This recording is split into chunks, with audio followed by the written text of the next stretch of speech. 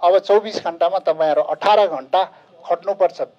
18 घण्टा खटेर काम गर्नुहोस्। म पनि त्यही गर्छु। 6 घण्टा त सुत्न पनि चाहिन्छ होला। 18 घण्टा खटेर तपाईँहरू खट्नुपर्नेछ। मैले 3टा मन्त्रालय सम्हाल्दै गर्दाखेरि मैले कति खट्नुपर्छ मलाई पनि थाहा छैन। मैले 30 वर्ष काम गर्दाखेरि पनि मैले सधैँ यो फर्मुला, यो जुन right man in right place in right time मैले सधैँ भन्ने गरेको छु। र मेरो लागि काम महत्त्वपूर्ण हो, जनताको सेवा महत्त्वपूर्ण हो। कसैले, मेरो शत्रुले पनि, मलाई धेरै अप्ठ्यारो पार्ने व्यक्तिहरूले पनि, कर्मचारी साथीहरूले पनि डराउनु पर्दैन। राम्रो व्यक्तित्व, राम्रो काम गर्नेलाई राम्रो जिम्मेवारी दिइनेछ। कर्मचारी सरुवा जिम्मेवारी प्रदान गर्ने लगायतका विषयमा सुनिएका अनियमिततालाई नियन्त्रण मात्रै होइन निर्मूल गरी सुशासन कायम गर्न उपयुक्त व्यक्तिलाई उपयुक्त जिम्मेवारी, right man in right place in right time, कसैप्रति पूर्वाग्रही र प्रतिशोध गरिने छैन। तर सुशासन र आफ्नो जिम्मेवारीलाई इमान्दारीपूर्वक पूरा गर्न नसक्नेलाई तुरुन्तै जिम्मेवारीबाट हटाइनेछ। देशको अहिलेको अवस्थालाई हेरेर काम गरिदिनुहोस्। काम चाहिएको छ, सेवा चाहिएको, प्रभावकारी सेवा चाहिएको छ। कसैप्रति हाम्रो पूर्वाग्रही भएर मैले काम गर्ने छैन। तपाईहरुसँग सहकार्यमा, सल्लाहमा काम गरिनेछ। तर काम एकदमै द्रुत गतिमा हुनुपर्नेछ। हामीसँग 6 महिनाको समय छ। 6 महिनाको समय भनेको त्यतिकै जान्छ। यो समय खादा माला लगाएर तामझाम गर्नु होइन। काम गरेर जेनजी पुस्ताले देखेको सपना साकार गर्ने हो। धेरै ठुलठुला कामहरू गर्छु भनेर घोषणा गर्ने आएको पनि होइन। ठुला काम सुरुवात गर्छौं हामी। मेरो पारदर्शितामा कतैबाट क्वेशन आयो भने कर्मचारी साथीहरू र पत्रकार साथीहरूले सिधा आएर मलाई कम्प्लेन गर्न सक्नुहुनेछ। मैले एउटा ठुलो चुनौती लिएर आएको छु, सानो चुनौती लिएर आएको छैन। त्यो चुनौती मैले सामना गर्छु भनेर आएको छु। त्यो भएको हुनाले म कुनै कम्प्रोमाइज गर्ने अवस्थामा हुँदैन।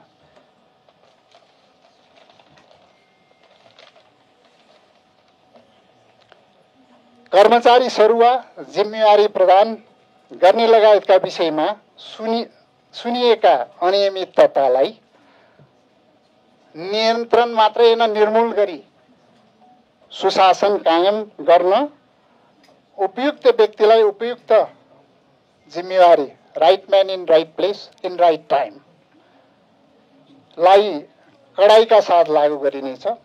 कसैप्रति पूर्वाग्रही र प्रतिशोध गरिने छैन।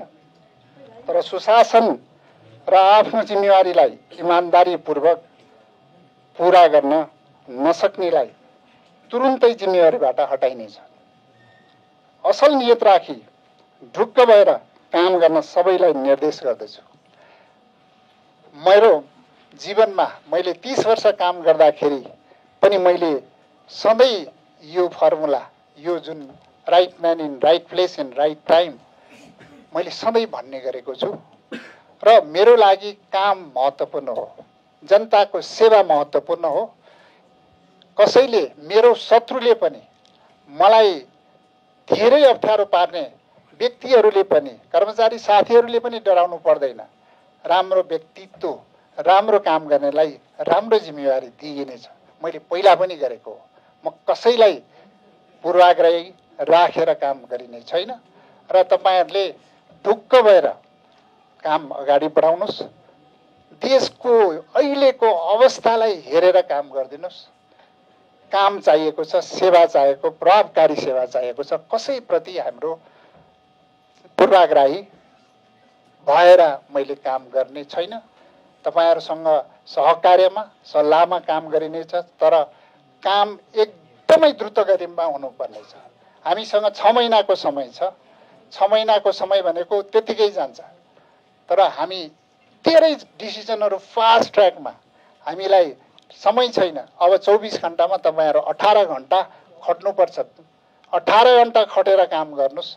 म पनि त्यही गर्छु। 6 घण्टा त सुत्न पनि चाहिन्छ होला। 18 घण्टा खटेर तपाईँहरू खट्नुपर्नेछ। मैले 3टा मन्त्रालय सम्हाल्दै गर्दाखेरि मैले कति खट्नुपर्छ मलाई पनि थाहा छैन, तर तपाईँहरूले सहयोग गर्नुहुन्छ भन्ने मलाई लाग्छ। टिम वर्क, मन्त्रालयहरूको टिम बन्छ। मैले मात्रै हेर्ने होइन, त्यो टिमले काम गर्नुपर्छ। म 24 घण्टा भन्दैन, 18 घण्टा सबैले काम गर्नुपर्छ।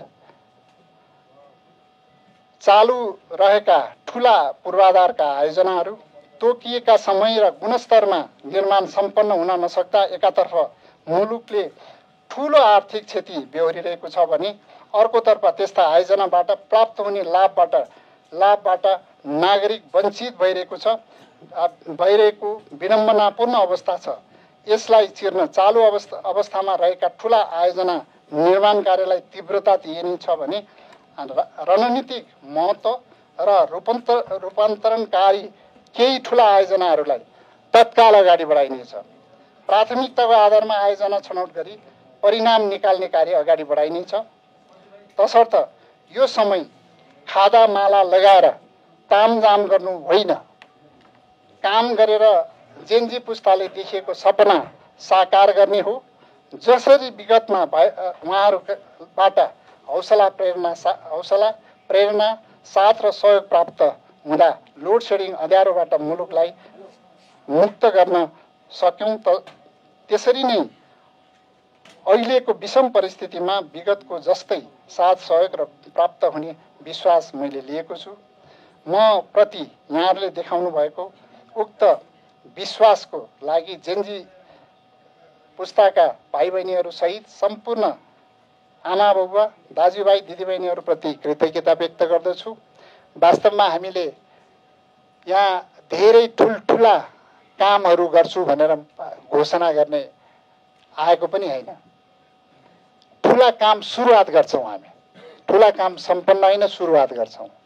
ठुल्ठुला कामहरू गर्नुपर्ने छ हामीले, तर त्यो कामहरू सुरुवात गर्छौँ र सम्पन्न हुन नसकेका आयोजनाहरूलाई तत्काल हामीले सम्पन्न गर्नतिर अगाडि बढ्छौँ। त्यसको लागि हर मजदुर सबैले प्रयास गर्नुपर्छ। त्यसको आर्थिक व्यवस्थापनदेखि लिएर धेरै व्यवस्थापकीय व्यवस्थापनहरूमा अगाडि बढ्नुपर्नेछ।